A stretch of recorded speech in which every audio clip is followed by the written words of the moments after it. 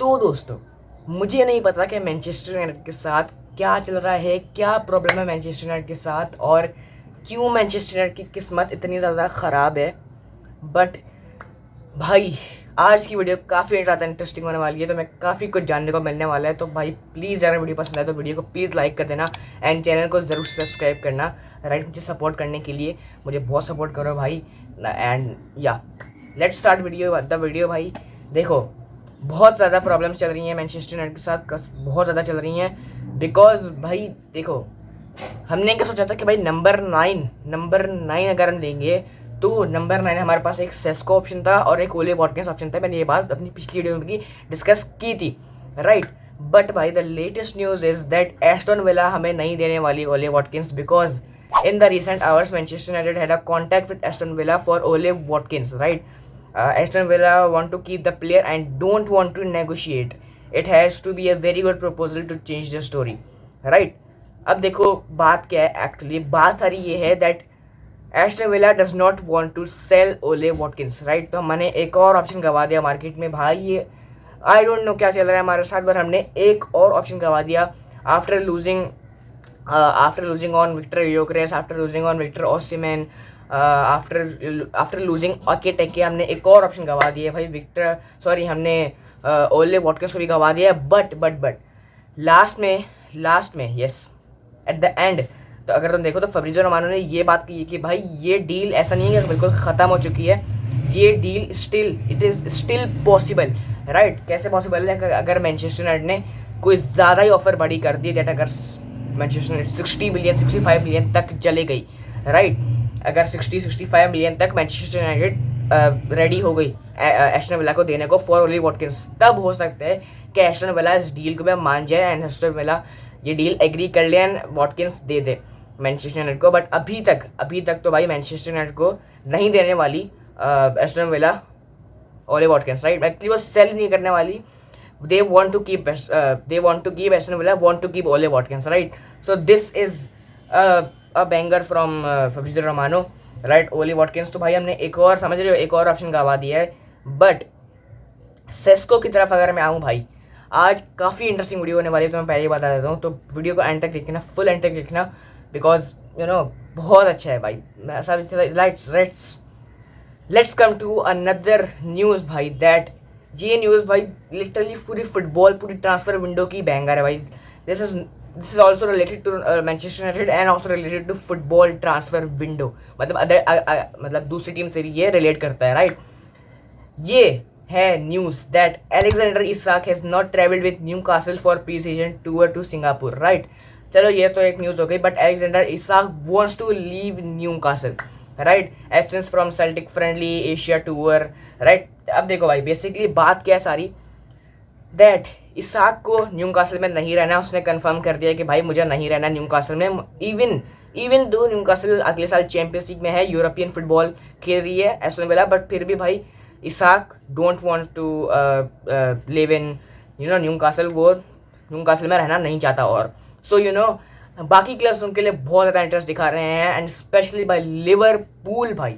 Again भाई Liverpool का नाम मुझे बोलना पड़ रहा है, बिकॉज भाई लिवरपूल क्या क्रेजी कर रही है मार्केट में भाई। फ्लोरियन रेट्स, देन अगर देख लो, अगर आप Frimpong, Florian for 150 million, Frimpong, then Ekitike for 95 million, then आप देख लो now they are going for Alexander Isak, right.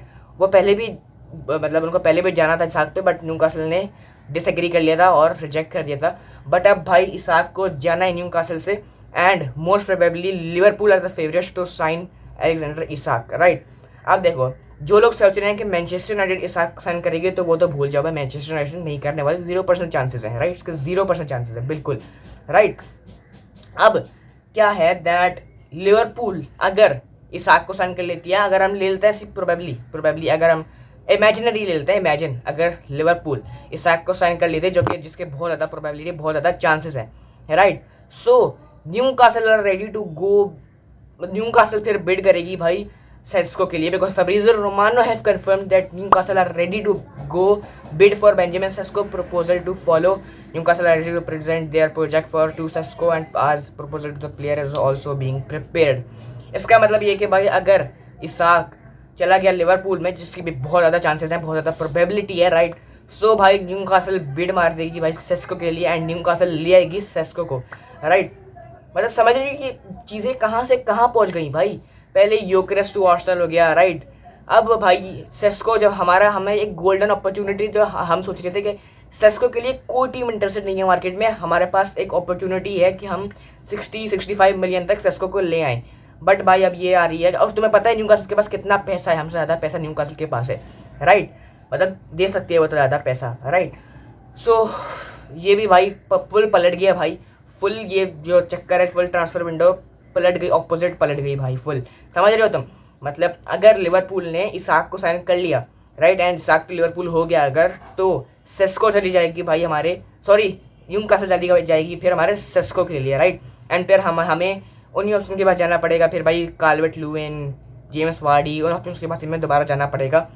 But हो सकता है कि हम किसी लोन ऑप्शन पे भी चले जाएं, हो सकता है हम लोन भी ले लें, राइट, किसी टीम से, राइट। मतलब जैसे गोंजालो रामोस लोन पे लेने या नूनो मेंडेस लोन पे देने, कोलोमोनी, ऐसा हो सकता है, राइट। नूनो मेंडेस सॉरी कोलोमोनी, हो सकता है ऐसा। नाउ भाई वीडियो के स्टार्ट पे मैंने तुम्हें बैंगर न्यूज़ तो दे दी, अब भाई चलते हैं आगे, बात करते हैं भाई एंटनी पे। एंटनी से रिलेटेड बहुत अच्छी न्यूज़ है, राइट। लियाल थॉमस, आई डोंट नो कितनी रिलायबल सोर्स है, बट उतनी रिलायबल तो नहीं है, मैं इस पर बिलीव तो नहीं करूँगा, बट फिर भी हो सकता है कि कुछ हो भाई आगे जाके, कि 2 of Saudi Arabia clubs, top clubs are interested in signing Anthony. A move to Real Betis is unlikely at this stage. Anthony is taking his time to choose his next move, and he could open to move to Saudi, but he prefers to stay in Europe. अब देखो भाई माजरा क्या है, that हमें पता है कि भाई एंटनी ने लास्ट ईयर बेटिस में कितना अच्छा परफॉर्म किया था, right. Betis can buy Antony, right. Betis को मतलब परमानेंटली या फिर लोन पे बेटिस ये डिसाइड कर पा रही नहीं है, एक्चुअली कर रही है, मतलब ये कि either they want to take Antony on loan या फिर उन्हें परमानेंटली एंटनी चाहिए, राइट। जो कि I think Real Betis Antony के लिए परमानेंटली जा सकती है, बिकॉज यू नो एंटनी ने लास्ट ईयर में देखा था कि तबाही मचा दी थी ला लीगा में, राइट। एंड एक ऐसा प्लेयर जिसका प्रीमियर लीग में भी एक्सपीरियंस हो एंड ला लीगा में भी एक्सपीरियंस हो, मतलब लास्ट ईयर ऑब्वियसली 1 साल का एक्सपीरियंस है एंटनी को, सो यू नो वो एक एक्सेप्शनल प्लेयर बन जाता है, and you know he I think वो बेस्ट करेगा फिर रियल बेटिस के लिए, अगर परमानेंटली ले लिया या फिर लोन पे भी अगर ले लिया, राइट।